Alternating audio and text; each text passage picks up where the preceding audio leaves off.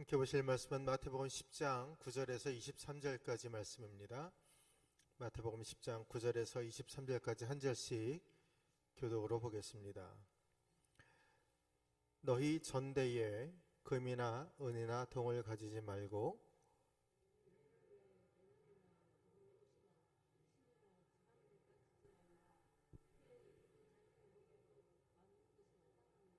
어떤 성이나 마을에 들어가든지 그 중에 합당한 자를 찾아내어 너희가 떠나기까지 거기서 머물라. 그 집이 이에 합당하면 너희 빈 평안이 거기 임할 것이요 만일 합당하지 아니하면 그 평안이 너희에게 돌아올 것이니라.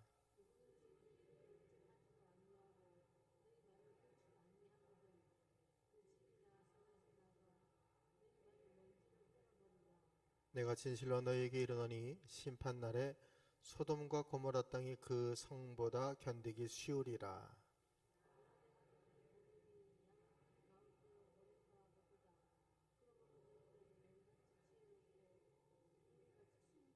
사람들을 삼가라. 그들이 너희를 공회에 넘겨주겠고 그들의 회당에서 채찍질하리라.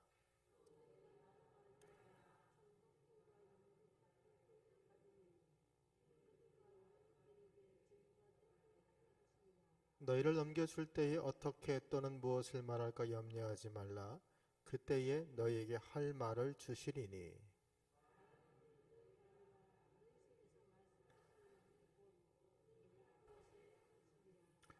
장차 형제가 형제를 아버지가 자식을 죽는 데에 내주며 자식들이 부모를 대적하여 죽게 하리라.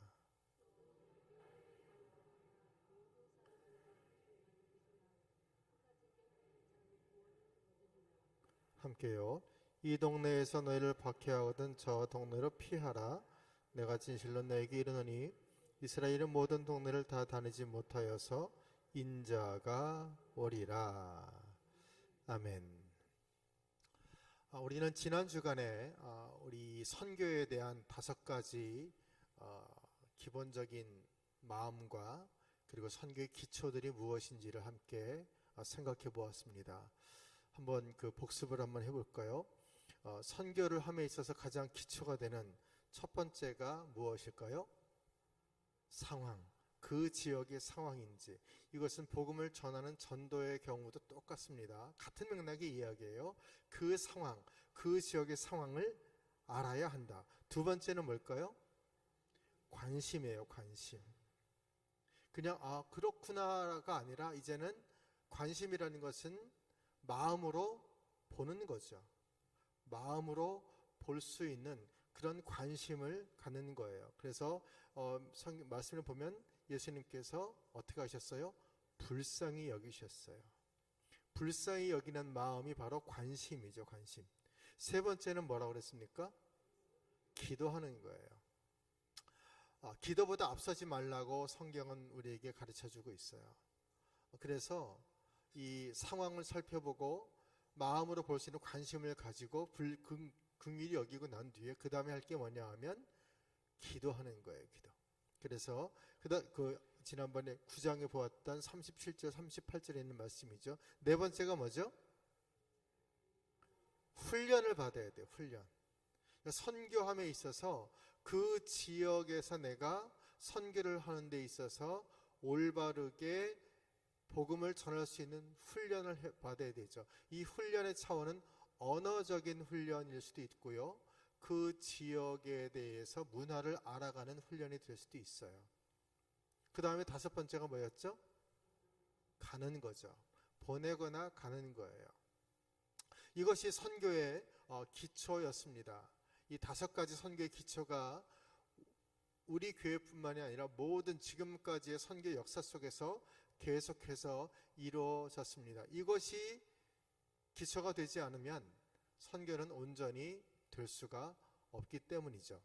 자, 그런 것을 바탕으로 해서 이제 이 오늘 말씀을 보면 그 지난 주간에 1절에 이런 말씀을 했어요. 예수께서 그의 12제자를 부르사 더러운 귀신을 쫓아내며 모든 병과 모든 약한 것을 고치는 뭐를 어떻게 했어요? 권능을 그렇게 가게 되면 멈춰 있는 사람이 아니라 가게 되면 주님께서 무엇을 주신다는 거예요? 권능을 주신다는 거예요. 그냥 가게 하시는 것이 아니라 권능을 주신다는 거예요. 자, 그런 관점에서 오늘 9절 말씀을 보시면 9절에 뭐라고 되어 있습니까? 너희 전대에 금이나 은이나 동을 가지지 말고. 지금 이게 다 선교와 전도에 관한 맥락으로 쭉 지금 이제 복음을 전파하는 데 있어서의 예수님의 말씀이거든요. 권능을 주신다고 하시고 난 뒤에 오늘 말씀을 보면 뭐를 가지지 말라고 그랬어요? 전대가 뭡니까? 전대. 지갑이죠, 지갑. 그렇죠? 돈이나 여기 금이나 은이나 동을 가지지 말라라고 했어요. 무일푼으로 가란 그런 차원의 얘기가 아니라 이 말씀의 핵심적인 말씀이 뭡니까? 선교는 물질로 하는 것이 아니다는 거예요. 물질은, 돈은 통로예요. 아까 이야기했던 선교의 5가지 원칙을 가지고 행하게 되면 10장 1절에 있는 말씀처럼 주님께서 우리에게 무엇을 주신다고요? 권능을 주신다는 거예요. 여러분, 선교지에서 우리가 올해도 1월달에 선교를 다녀왔는데 선교지에서 가장 필요한 것은 뭘까요? 하나님의 권능이죠. 하나님의 은혜죠. 이걸 다른 말로 하면 성령의 역사죠. 성령의 역사가 임하지 않으면 수천, 수만, 수십억이 들여간다고 할지라도 거기에는 하나님의 역사가 일어나지 않습니다. 중요한 것은 무엇이냐 하면 성령이 임할 수 있도록, 은혜가 임할 수 있도록 주님의 권능을 가지고 나아가는 거예요. 그래서 예수님은 제자들에게 무슨 얘기를 했냐 하면 너희는 전대 금이나 은이나 동을 가지지 말아라. 거기 10절에 여행이라고 했는데 이 여행은 전도 여행을 이야기하죠. 전도 여행. 예수님께서 마태복음 6장에서 무슨 말씀을 하셨어요? 너희는 무엇을 먹을까? 무엇을 입을까? 염려하지 말아라. 그것은 이방인들이 하는 것이라고 그렇게 말씀을 하셨죠. 그런데 오늘날 저도 예외는 아닐 것입니다. 저도 예외는 아닐 거예요. 그런데 이 돈이 주는 그 힘, 돈이 주는 어떤 영향력, 그리고 돈이면 많은 것들이 가능하게 되는 것들을 우리가 실제로 봐요. 그래서 이 물질을 굉장히 중요하게 생각을 해요. 돈이 있어야 하지 않습니까? 맞는 말이죠. 그런데 하나님의 역사는 돈이 없어도 할 수 있다는 사실이에요. 여러분, 이것을 믿는 게 믿음입니다. 추상적인 게 아니라는 거예요. 왜냐하면 10장 1절에 예수님께서 하셨던 말씀이 뭐예요? 예수님이 뭘 주셨다고 그랬어요?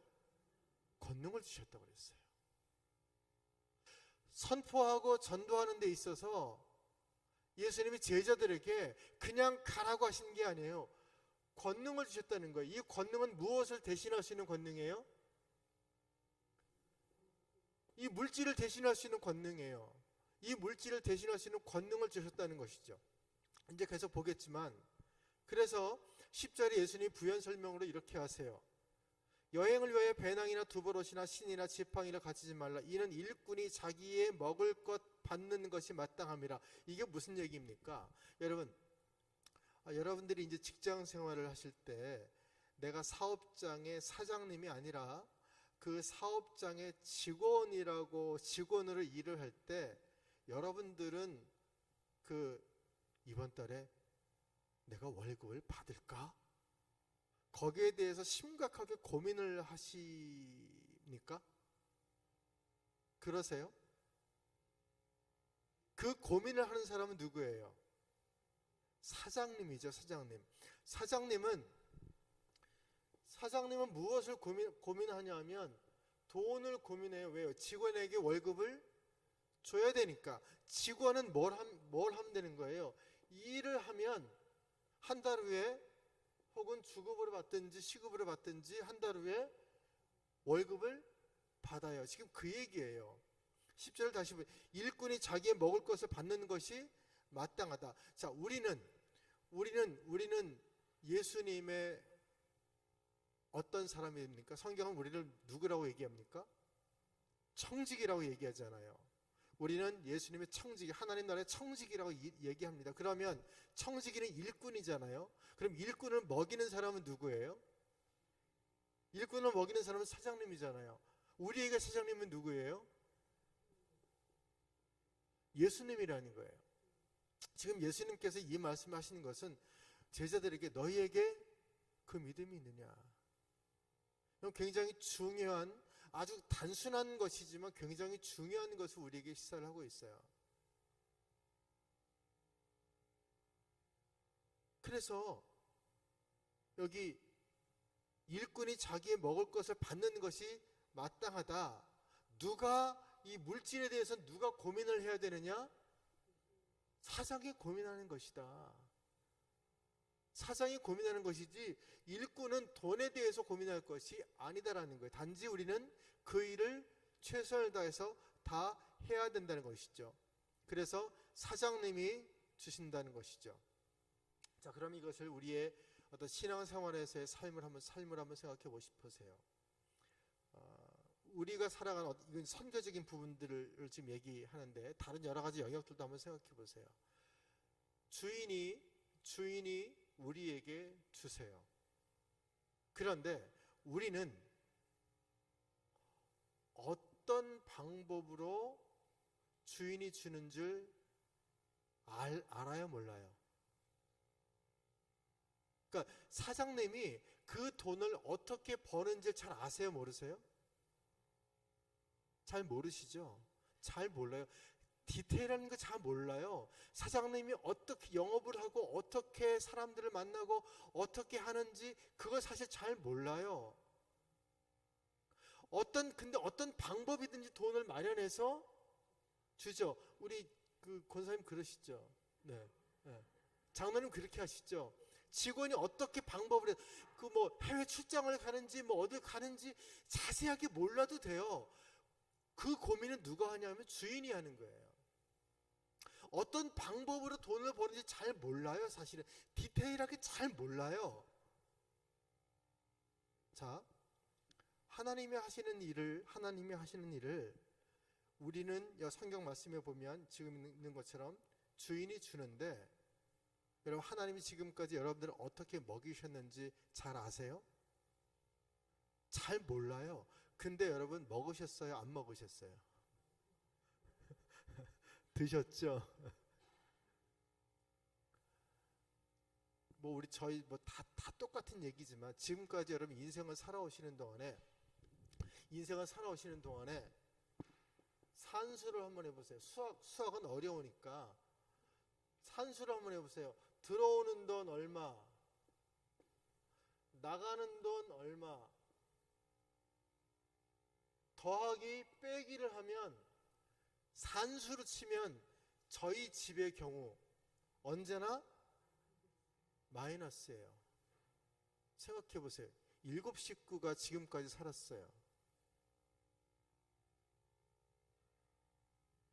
7 식구가 지금까지 살았어요. 제가 돈을 버는 직업이 아니기 때문에 그 사례비를 가지고 나가는 것들 하면 늘 마이너스밖에 없어요. 늘 마이너스일 수밖에 없어요. 근데 우리 아이들이 매일 굶었냐? 한 번도 굶지 않았어요. 학교를 못 다녔냐? 한 번도 못 다니진 않았어요. 저희 아이들이 그런 얘기해요. 돈이 없어서 못한 건 없는 것 같습니다. 아이들이 고백을 해요. 왜 그럴까요? 왜 그럴까요, 여러분? 누가 주시는 거예요? 하나님이 다른 수많은 방법들을 통해서 주시는 거예요. 그래서 공중의 새를 보라. 하나님이 먹이시지 않느냐. 뭘 먹이시는지 거긴 나와 있지 않아요. 뭘 먹이시는지는 몰라요. 근데 먹이신다는 거예요. 이건 굉장히 중요한 근본적인 믿음에 관한 말씀이에요. 왜냐하면 실질적인 것이기 때문에. 금이나 은이나 동을 가지지 말라.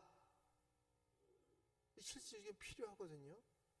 근데 그렇게 하면 주인이, 다시 말하면 하나님이 공급해 주신다는 거예요. 우리가 염려할 건 뭐냐면요. 우리가 정말 신경 써야 될 건 뭐냐 하면 성령으로 행하고 있느냐, 성령으로 살고 있느냐, 주님이 주셨던 이 권능을 의지하느냐, 말씀을 의지하느냐, 그렇게 나아간다는 것이죠. 올해 우리가 1월 달에 선교 갔을 때도 마찬가지죠. 계산하지 않았어요. 저도 계산하지 않았어요. 그런데 신비하게도, 물론 처음 그렇게 많은 분들이 가셔서 관심을 가졌는지 몰라요. 근데 다 채워주셨어요. 내년에도 분명히 또 우리가 나갈 겁니다. 당에서 매년 나가기로 결의를 했으니까. 그러니까 해야 될 일이에요. 선교하는 일이기 때문에, 전도하는 일이기 때문에. 돈, 인간적으로 보면 또 어떻게 마련할 수 있을까를 생각할 수밖에 없어요. 그러나 선하신 하나님을 믿는 믿음으로 그렇게 나아가게 되면 하나님께서 다른 어떤 방법을 통해서 공급해 주실지를 믿고 결단하고 걸어 나갈 때 역사는 일어나게 되는 것이죠. 제 아내가 전에 했던 얘기예요. 여러분, 요단강 홍해를 건널 때는 바다가 딱 갈라지고 난 뒤에 이스라엘 백성들이 들어갔어요. 그렇죠? 근데 요단강을 건널 때는 어떻게 건넜어요? 그 요단강 물이 내 앞에서 멈춰고 났을 때 제사장들이 들어갔나요?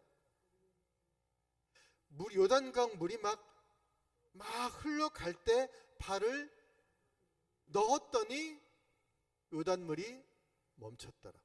하나님이 이스라엘 백성들에게 원했던 믿음이 뭐냐면, 홍해 때에는 그래, 내가 너희에게 이 홍해가 갈라지고 난 뒤에 들어가게 하세요. 그런데 그것을 경험하고 난 뒤에는 그 다음엔 어떻게 해요? 흐르는 물에 발을 넣어라. 세상 사람들은 미친 거 아니야? 그렇게 얘기할 수 있어요. 그런데 하나님의 역사는 미쳐야 미칠 수 있어요. 여러분, 그런 책이 있어요. 미쳐야 미친다. 어떤 일에 미쳐버려야 도달할 수 있다는 거예요. 도공들이 그 도자기를 굽는 것에 미쳤을 때 백자가 나오고 청자가 나오는 거죠. 예수 그리스도께 믿음으로, 말씀으로 미쳤을 때 성령의 역사, 하나님의 역사를 체험하게 되는 것이죠. 세상도 그렇게 되죠. 세상도 그렇게 하는데 하물며 하나님의 일을 우리가 어떻게 감당할 수 있겠습니까? 지금 성경은 예수님은 지금 제자들에게 그것을 말씀하고 있는 거예요. 내가 너희한테 권능을 주지 않았느냐? 10장 1절에. 금이나 은이나 동이나 전대에 넣지 말아라. 너희가 가면 일꾼이 자기의 먹을 것을 받는 것이 마땅하다. 너희가 천국 복음을 들고 나아가게 되면 반드시 먹을 것, 입을 것들을 얻게 될 것이다. 이 예수님의 말씀이에요. 제 얘기가 아니에요. 예수님이 친히 지금 성경을 보면 빨간 글씨로 되어 있잖아요. 그렇죠? 예수님이 친히 하시는 말씀이라는 것이죠. 여러분, 주님이 여러분에게 복음 들고 나아가는 자에게, 말씀으로 살아가는 자에게 주님이 주실지를 믿습니다. 그것을 확신하십시오. 어떤 방법인지는 성경은 말씀하고 있지 않아요. 어떤 방법인지는 저도 몰라요. 그런데 주님이 말씀하셨어요. 우리가 주님을 믿는다면 주님이 하신 말씀도 믿고 그렇게 한번 따라 살아가 보는 거죠. 자, 그리고 난 뒤에 이제 11절에 어떤 성이나 마을에 들어가든지 그 중에 합당한 자를 찾아내요. 합당한 자를 찾아내라. 이것은 뭐냐? 우리가 이제 지혜를 가지고 나아가라는 거예요. 무턱대고 이제는 뭐가 필요하냐면, 그렇게 결단하고 그렇게 나아가게 되면 그 다음에는 뭐가 필요하다? 지혜가 필요하다는 거예요. 상황 파악, 처음에 선교할 때 상황을 파악해라라고 했죠. 적용을 하는 거예요. 다시 합당한 자를 찾아내라. 왜냐하면 세상에는 뒤에도 보겠지만 거역하는 사람들이 굉장히 많아요. 의외로 거역하는 사람들이 더 많을 수 있어요. 그 거역하는 사람들 가운데서 합당한 자를 찾아내어 너희가 떠나기까지 거기에 머물라. 그들에게 부담이 되지 않고 그들을 환영할 수 있는 사람들을 찾아내어서 거기에 머물라. 그리고 그 집에 들어가면서 평안을 빌라. 겸손하라는 얘기예요. 겸손하게 그 사역들을 감당할 수 있도록 해라는 것이죠. 그래서 13절은 부연 설명이죠. 예수님, 그 집이 이에 합당하면 너희 빈 평안이, 너희가 빌었던 간구했던 평안이 거기 임할 것이고, 합당하지 않으면 그 평안이 너희에게로, 기도했던 중보했던 너희에게로 돌아갈 것이다 라는 것이죠. 그래서 14절에 합당한 자를 찾으라고 얘기하고 난 뒤에 14절에 있는 말씀이 뭐냐 하면, 누구든지 너희를 영접하지도 아니하고 너희 말을 듣지도 아니하거든 이라고 말씀하고 있어요. 복음을 전하려고 하는데 그 복음을 받아들이지 않는 사람들이 있다는 것이죠. 더 많아요, 사실은. 그런데 이 예수 복음을 전했던 마태 이 시대에도 이런 일들이 비일비재했다는 거예요. 단순히 사람을 거부하는 것만이 아니라 예수 그리스도의 복음을 거부하는 것이죠. 그래서 유대 공동체에 있는 사람들이었고, 유대 교회에 있었던 사람들도, 더 나아가서 신자라고 하는 사람들도 거절을 합니다. 그 사람이 누구냐면 데메드리오라는 사람이에요. 여러분, 요한 3서를 펴보세요. 요한 3서 8절부터 10절까지. 요한 3서 1장이죠. 8절부터 10절까지 말씀을 펴보세요. 이 요한 3서는 마태가 기록했던 마태복음과 거의 같은 동시대에 기록된 말씀이에요. 거기에 어떻게 말씀이 되어 있냐면, 요한 3서 우리 8절부터 10절까지 같이 읽어볼까요? 시작. 그러므로 우리가 이 같은 자들을 영접하는 것이 마땅하니 이는 우리로 진리를 위하여 함께 일하는 자가 되게 하려 함이라. 진리를 위하여 함께 일하는 자, 복음을 전하는 자예요. 내가 두어 자를 교회에 썼으나, 같이 그다시 시작. 그들 중에 으뜸되기를 좋아하는 디오드레베가 우리를 맞아들이지 아니하니, 그러므로 내가 가면 그 행한 일을 잊지 아니하리라. 그가 악한 말로 우리를 비방하고도 오히려 부족하여 형제들을 맞아들이지도 아니하고 맞아들이고자 하는 자를 금하여 교회에서 내쫓는도다. 이게 실제로 있었다는 얘기란 얘기예요. 이 디오데메는 교회의 리더에 속했던 사람들이에요. 여기에 있던 것처럼 으뜸이 되려고 하는데 앞장섰던 사람이에요. 그런데 거기 형제들을 맞아들이지도 아니했어요. 복음을 들고 찾아갔던 사람들을 맞아들이지도 않을 뿐만 아니라 어떻게 했다는 거예요? 교회에서 내쫓아버렸다. 왜 이 말씀을 기록했어요? 이런 일들이 비일비재했다는 거예요. 많았다는 거예요. 예수님께서 하셨던 말씀, 다시 이제 14절 보세요. 누구든지 너희를 영접하지도 아니하고 너희 말을 듣지도 아니하거든 그 집이나 성에서 나가 너희 발에 먼지를 떨어버리라. 그리고 난 뒤에 나오는 15절 말씀이 아주 무서운 말씀이죠. 같이 또 읽어볼까요? 시작. 내가 진실로 너희에게 이르노니 심판날에 소돔과 고모라 땅이 그 성보다 견디기 쉬우리라. 심판날에 소돔과 고모라에 임했던 그 심판과 같은 엄청난 심판이 있을 것이다 라고 지금 경고하고 있어요. 복음을 전할 때 이런 일들이 있다는 거예요. 그래서 그들과 대적하지도 말고, 뒷부분에 이제 이 후반절에 나오지만 대적할 필요도 없고 그냥 나오라는 거예요. 그러면 거기에 대한 심판을, 거기에 대한 징계, 거기에 대한 책임을 반드시 주께서 물을 것이다 라고 말씀을 하고 있어요. 그래서 16절을 이제 보시면, 보라 내가 너희를 보냄이 양을 이리 가운데로 보냄과 같도다. 세상에 보내는 것이죠. 생각해 보세요. 양이 이리 안으로 들어가면 어떻게 되겠어요? 양이 어떻게 됩니까? 당연히 잡혀 먹죠. 잡혀 먹어요. 양이 이기지 못해요. 그런데 지금 예수님 양을 이리로 보내는 것 것과 같다라고 말씀을 하고 있어요. 세상이 그만큼 강하다는 것을 얘기해요. 그런데 그 강한 1위를 이길 수 있는 말씀을 하세요. 그 말씀이 뭐였어요? 어떻게 하라는 거예요? 뱀처럼 지혜롭고, 그 다음에요? 비둘기처럼 순결해라.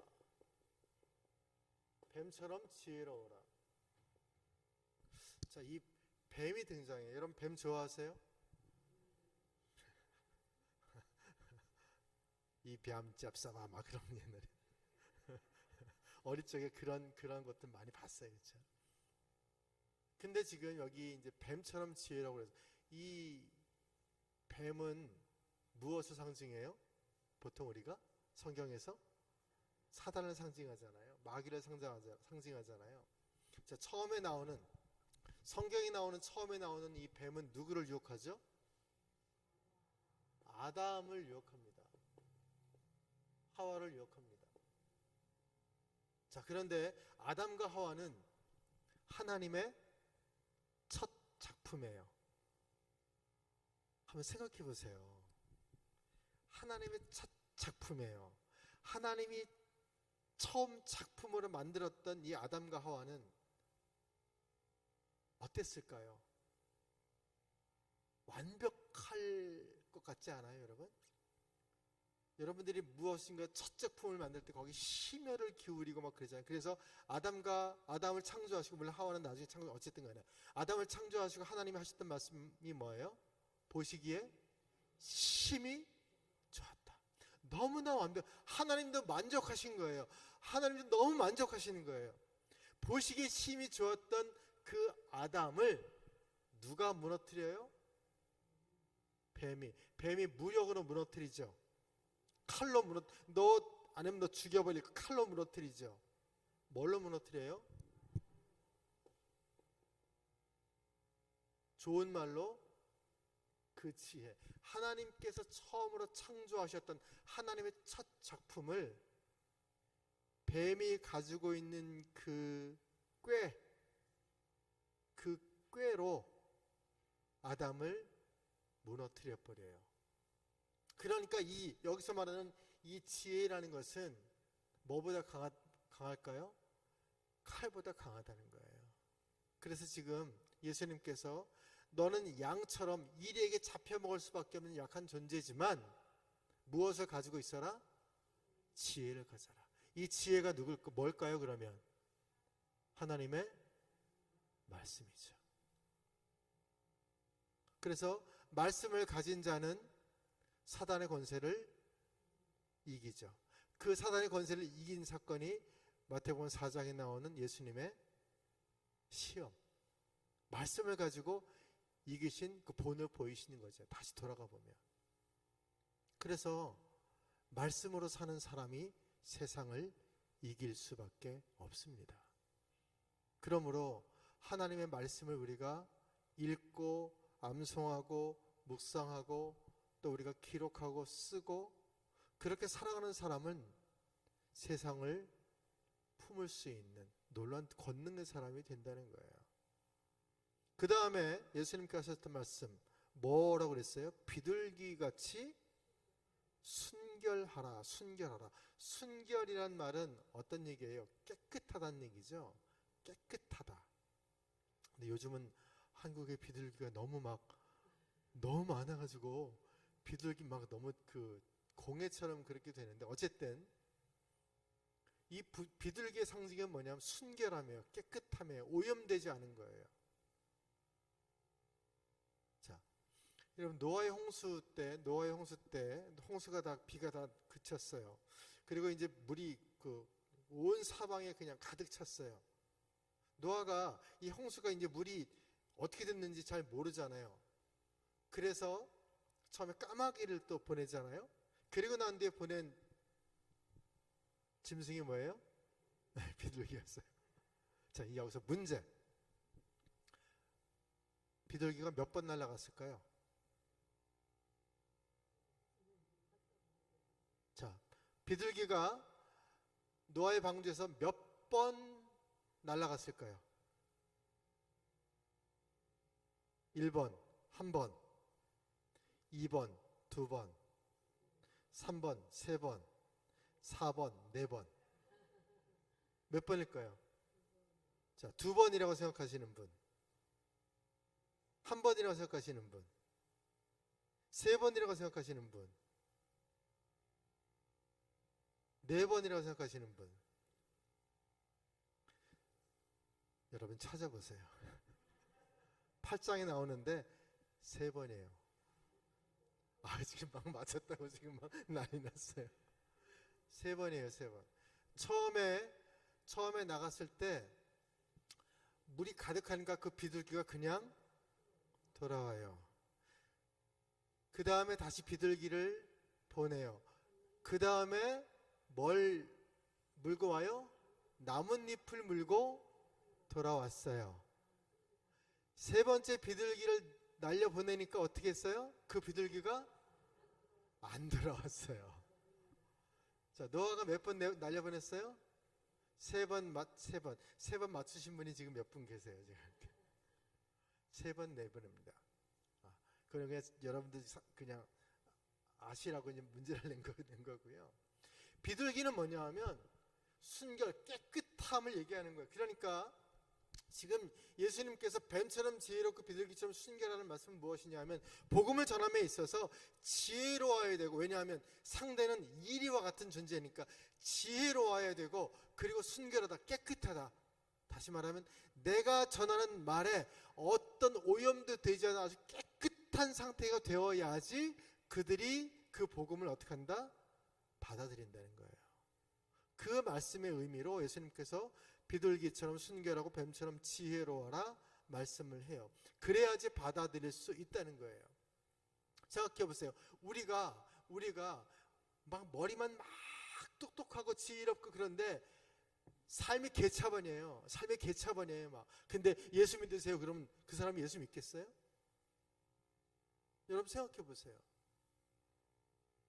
아주 지혜로운데, 정말 지혜롭고 성실한데 그 사람의 삶을 보면 너무나 온전한 거예요. 모든 사람들이 다 그래 그렇게 하는 사람이에요. 그랬을 때 복음이 어떻게 전해지겠어요? 복음을 듣는 사람이 네가 믿는 하나님 나도 믿을게. 그 말씀의 내용이에요. 그래서 비둘기처럼 순결하라, 깨끗하라. 그런데 지혜로워야 된다는 거예요. 이 지혜는 처음에도 말씀드렸던 것처럼 상황을 파악해야 돼. 내가 여기 들어가야 되나 말아야 되나, 가야 되나 말아야 되나, 나와야 되나 아니면 거기 머물러야 되나, 이런 지혜가 있어야 된다는 거죠. 계속해서 대두되는 말씀이에요. 그러면서 17절에 사람들을 삼가라라고 얘기해요. 이 사람들이 누구냐면 앞에 있는 이리와 같은 사람들이에요. 이리와 같은 사람들. 그리고 이 사람들을 삼가라는 말은 두 가지 의미가 있어요. 이리와도 같은 사람들이고, 그 다음에 의지할 대상으로 해석할 수도 있어요. 사람들을 의지하지 말라는 거예요. 왜냐하면 10절에 있는 말씀과 다시 9절 10절에 있는 말씀과 다시 연결해서 보세요. 배낭이나 두버릇이나 신이나 금이나 은이나 동을 가지지 말아라. 사람을 의지하지 말아라. 왜요? 하나님이 공급하신다. 하나님이 공급하신다. 이 10절과 연결해서 이렇게 보셔야 합니다. 그리고 여러분, 이 복음을 전할 때 가장 복음을 받아들이기 힘든 사람들이 누구예요? 이웃이든가요? 가족이에요. 의외로 가족이 나는 믿는데 믿지 않는 가족들이 있어요. 그리고 다른 사람들보다 복음을 전하는 게 더 어려워요. 힘들어요. 왜 그런지 아세요? 영적인 문제이기 때문에 그래요. 이것은 영적인 것이기 때문에 그래요. 일반적인 것, 육적인 것, 그런 것이라고 하면 되는데 영적인 문제이기 때문에 더 힘들어요. 그래서 사람들이 너희를 공회에 넘겨주겠고 그들의 회당에서 채찍질 하리라 받아들이지 않는 거예요. 공회, 유대 사회, 회당, 유대 사회, 이런 유대인들 공동체를 얘기해요. 그들이 동족을, 복음을 전하는 사람들을 핍박한다는 거예요. 왜 핍박을 할까요? 전에 제가 말씀드렸던 것들이 있었어요. 제사장들과 서기관들과 바리새인들이 기다리고 있었던 분이 누구죠? 메시아를 기다리고 있었어요. 메시아를 기다렸던 궁극적인 이유가 뭐예요? 메시아가 통치하는 나라를 꿈꾸었어요. 그래서 이 메시아가 통치하는 나라의 기득권 세력들, 제사장, 서기관, 바리새인들이 그런 어떤 통치권의 그 자리에서 통치를 하고 싶은 욕망들이 있었다는 것이죠. 이것이 그들이 생각했던 하나님 나라, 메시아가 왔을 때 이스라엘을 지도하는 그런 수직적인 계보였어요. 왜요? 지금까지 이스라엘이 선지자, 제사장에 의해서 다스림을 받았잖아요. 그런 하나님의 나라를 꿈꿨던 거예요. 그런데 메시아라고 오셨던 예수님께서 선포하셨던 게 뭐였어요? 천국에 가까이 왔다. 그런데 천국을 선포하시고 난 뒤에 뭐라고 말씀하세요? 그 전에 천국을 선포하기 전에 어떤 말씀하세요? 마태복음 4장 17절에 회개하라. 누구에게 하시는 말씀이에요? 누가 회개해야 된다는 거예요? 이 제사장, 선지자, 바리새인들을 향해서 회개하라. 그러니까 쉽게 말하면 예수님이 말씀하셨던 천국과 이 바리새인들과 제사장들과 서기관들이 꿈꿨던 이 천국, 단어는 어떻게 보면 똑같은 표현일 수 있지만 추구했던 것들이 달랐어요. 그러니까 예수님께서 말씀하셨던 천국의 개념은 그것을 보여주신 게 뭐예요? 약한 자들, 병든 자들, 귀신 들린 자들, 나병 환린 자들, 중풍병자들, 그들을 고치고 그들에게 가르치고 그들에게 복음을 전하여서 그렇게 함께하는. 그런데 그들은 어떤 사람들이었어요? 땅의 사람들이었어요. 땅의 사람들, 관심의 대상에서 벗어난 사람들이었어요. 이들과 함께하는 하나님의 나라가 아니라 세상 자기들이 함께하는 하나님의 나라를 꿈꿨다는 거예요. 그런데 예수님께서 선포하셨던 하나님의 나라는 전혀 다른 하나님의 나라였기 때문에 이 복음을 전하는, 이 천국을 전했던 제자들을 당연히 핍박하는 것이죠. 그래서 우리가 알다시피 그들이 처음에는 예수님을 호산나 호산나 환영하지만 일주일이 지나고 난 뒤에 예수님을 어떻게 해요? 십자가에 못 박아 달라고 빌라도에게 그렇게 요청을 하는 것이죠. 왜요? 내가 생각했던 천국이 아니었기 때문에. 예수님이 선포하셨던 천국은 그 나라가 아니었단 말이죠. 그러니까 예수님은 메시아가 아닌 거예요. 메시아가 되면 안 되는 거예요. 그러니까 십자가에 못 박아 죽이도록 요청을 하죠. 나무에 달려 죽은 자는 하나님의 저주를 받아 죽은 자니까 이 사람은 메시아가 될 수 없다는 것을 증명하기 위해서 그렇게 나아가는 것이죠. 그리고 그 예수를 따라갔던 제자들 또한 예수님이 전했던 천국 복음을 전하니까 이 유대 공동체, 다른 신앙 공동체 말고 다른 사람들이 어떻게 해요? 당연히 제자들을 핍박하죠. 핍박할 수밖에 없죠. 똑같은 복음을 전하잖아요, 예수님과 함께. 그러니까 여기 있는 말씀처럼 너희를 공회에 넘겨주겠고 그들의 회당에서 채찍질하리라. 그런데 이제 19절에서 또 이렇게 말씀해요. 그러나 너희를 넘겨줄 때 어떻게 또는 무엇을 말할까 염려하지 말아라. 그때 너에게 할 말을 주시리니. 왜요? 10장 1절에 무슨 말씀하셨어요? 예수님께서 너희에게 권능을 주시겠다. 이 권능은 다양한 것을 말씀하고 있는, 이미 10장 1절에 선언하신 거예요. 그래서 너희 속에서 말씀하시는 곧 너희 아버지의 성령이시니라. 그런 고난이 올 때에, 그런 핍박이 올 때에 하나님께서 할 말을 가르쳐 주시겠다고 말씀하고 있어요. 연속해서 21절을 보면 장차 형제가 형제를, 아버지가 자식을 죽는 데에 내주며 자식들이 부모를 대적하여 죽게 하리라. 이런 어떤 엄청난 어떤 그 박해와 고난과 같은 일들이 있게 된다는 겁니다. 그 다음에 22절은 또 너희가 내 이름으로 말미암아 모든 사람에게 미움을 받을 것이나, 이제는 22절에 있는 말씀은 이방인들에게 받는 박해를 얘기하는 거예요. 그 앞에 있는 말씀은 유대 공동체 그들에게 받는 박해를 이야기한다면 22절은 이방인들, 왜 이방인들에게 박해를 받습니까? 생각해 보세요. 로마가 이제 분봉왕 헤롯을 세우고 난 뒤에 유대에 왕이 났다는 이야기를 들었을 때 어떻게 해요?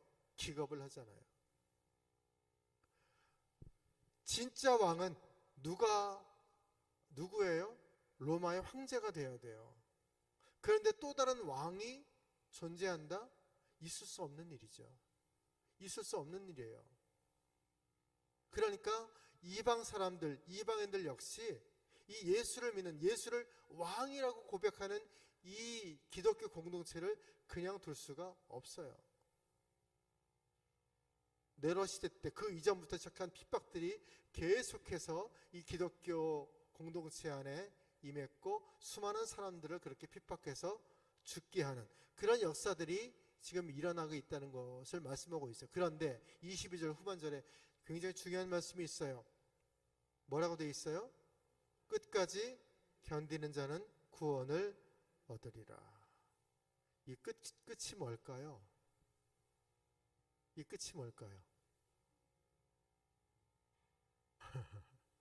이 끝이 죽음이죠, 죽음.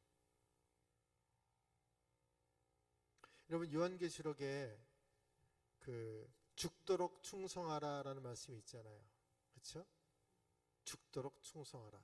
그 죽도록 충성하라의 원 헬라어의 번역을 정확하게 해석을 하면 뭐냐 하면 죽기까지 충성하라는 거예요.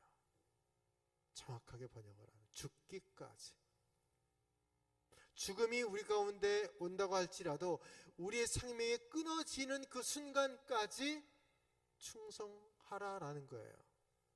그런데 그렇게 죽기까지 충성하는 자에게 마태복음에서 뭐라고 말씀하고 있어요? 천국이 너희의 것이라. 그렇게 말씀을 하세요. 왜요?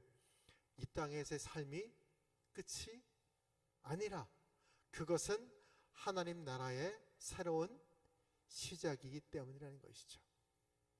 여러분, 지금도 그렇지만 그 당시에도 상식적으로 한번 생각해 보세요. 기독교를 믿는 사람들의 꿈이 있다고 한다면 어떤 꿈을 가지고 살겠어요? 이 땅에 사는 모든 많은 사람들이 다 예수를 믿는 것, 이런 꿈을 꾸겠죠. 그렇죠? 그래서 세상 사람들도 저 예수 믿는 사람들은 우리를 예수 믿게 하려고 애를 써, 그렇게 이해하잖아요. 그렇게 받아들이잖아요.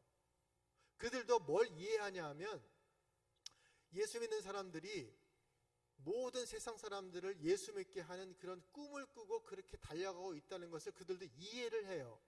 그런데 그들이 이해하지 못하는 게 한 가지 있어요. 여러분, 그들이 천국을 이해합니까? 예수 복음을 전하는 것은 이해를 해요. 근데 그들은 천국을 이해하지 못해요. 천국이 있다는 것에 대해서 이해하지 못해요. 예수님이 공중 재림하신다, 그래서 심판의 역사가 있는다, 그런 것들을 이해합니까? 받아들입니까? 받아들이지 않아요. 그러니까 이해되어지지 않는 이 기독교의 세계관, 그러니까 우리는 궁극적인 어떤 세계관을 가지고 있어요? 천국에 대한 세계관을 갖고 있잖아요. 예수님께서 말씀하셨던 천국 복음에 대한 이 세계관을 가지고 있어요. 그리고 그 주님이 공중 재림을 하시게 될 때에 모든 것들이 온전하게 이루어진다는 세계관을 가지고 그것을 믿고 살아가고 있어요. 근데 세상 사람들은 그것을 이해하지 못해요. 이해하지 않아요. 그런 우리를 보고 미쳤다라고 얘기해요. 그러니까 그들이 갖고 있는, 세상 사람들이 갖고 있는 세계관과 우리가 갖고 있는 세계관은 전혀 달라요. 다르니까 어떻게 해요? 부딪히는 거예요. 그러니까 박해가 일어나는 것이고, 그러니까 어떤 고난과 역경들이 있어지게 되는 거예요. 그 말씀을 지금 21절, 22절에서 하고 있어요. 그래서 그런 상황 속에서 끝까지 견디는 자가 복이 있다, 구원을 얻는다. 이미 마태복음 산상수훈에서 말씀하셨잖아요. 의를 위하여 핍박을 받는 자, 천국이 저들에게 임할 것이요 라고 말씀을 이미 해놓으시는 것이죠. 그 말씀을 지금 여기에서 다시 부연 설명을 하고 계시는 거예요. 자, 23절. 그 다음 같이 읽겠습니다. 시작. 이 동네에서 너희를 박해하거든 저 동네로 피하라.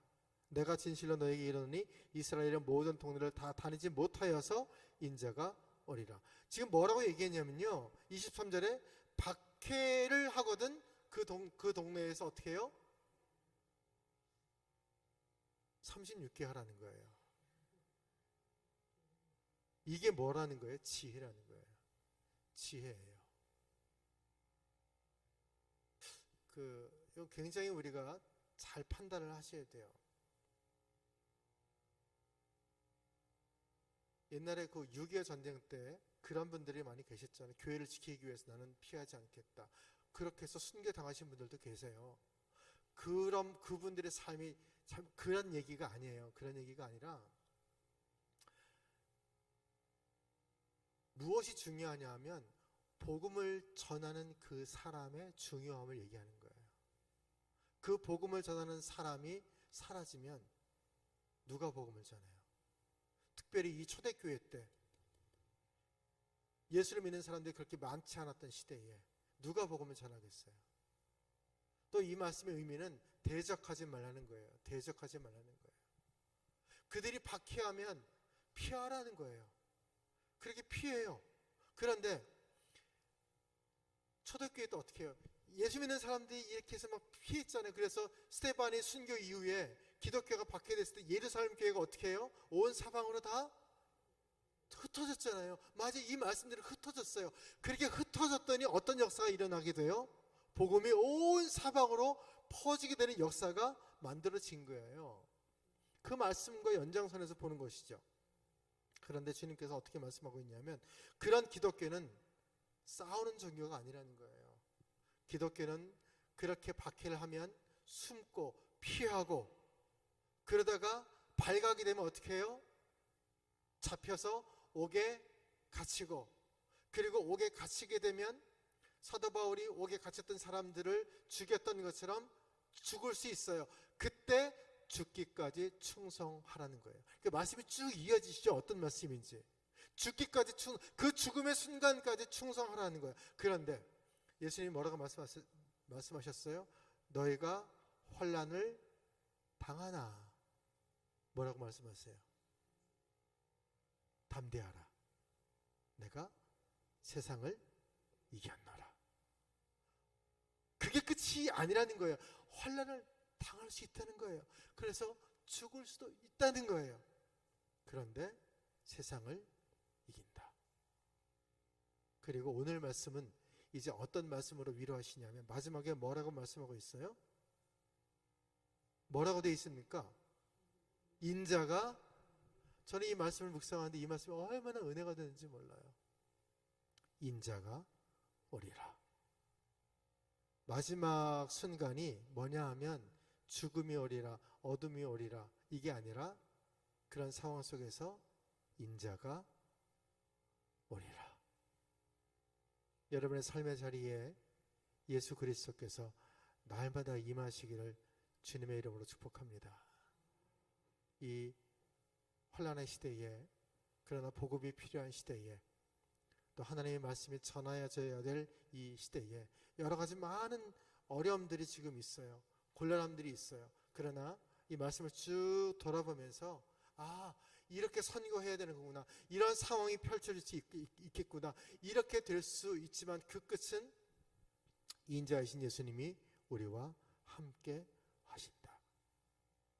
이 말씀으로 여러분 위로받으시고 여러분의 삶이 주님과 함께 동행하시는 복된 삶이 되기를 주님의 이름으로 축복합니다. 우리